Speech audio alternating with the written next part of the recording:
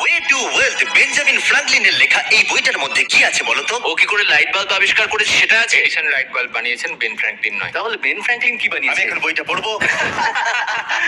এই living room অফিসের পরে রয়েছে একটা বড় কিচেন, আর সেখানে ওনারা আমাদের জন্য একটা গিফট রেখেছেন। এই বাড়ির মালিক মোমবাতি বিক্রি করে এত বড় লোক হয়েছেন, তাই তিনি কাস্টম মিস্টার বিস্ট মোমবাতি রেখেছেন। ওটা বিচের মতো মনে হচ্ছে। হ্যাঁ ঠিক, একটা বীজকে ক্যান্ডেলের মধ্যে ঢোকানো কি করে? এই বিল্ডিং এর একদম ওপরে চ্যান্ডেলার আবিষ্কার করলো তুমি ছাদে গলফ খেলতে পারো।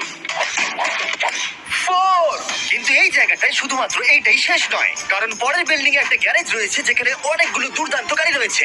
এটা সেই ভিডিও গেমের একটা গ্যারেজের মতো। বাপরে, এখানে তো কতগুলো ল্যাম্বরগিনি রাখা। এটা অ্যাডাল্টদের জন্য ক্যান্ডি স্টোর।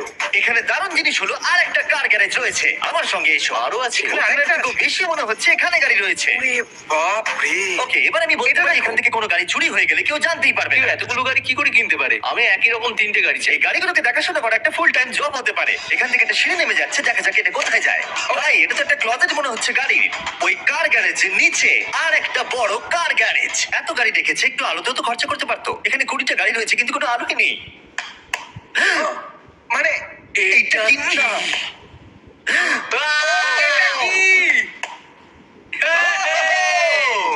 এই জন্য কোনো লাইট সুইচ ছিল না, তাই আমি ভাবছিলাম বেসমেন্টে কেউ 20টা গাড়ি রাখতে পারে কিন্তু কেউ লাইট লাগাবে না।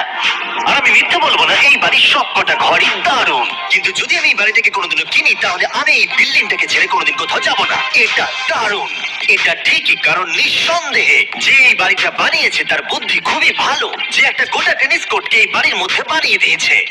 আমি আপনাদেরকে মনে করিয়ে দিই যে আমরা টেনিস খেলছি কিন্তু একটা বাড়ির মধ্যে। আমি জানি না কি করে টেনিস খেলতে হয়। সবাই আমার সঙ্গে চলো। কি বাপরে, 2টো ফ্লোরে আর্কেড। এই আর্কেডটা $1 মিলিয়ন বাড়ির আর্কেডের থেকে দ্বিগুণ বড়।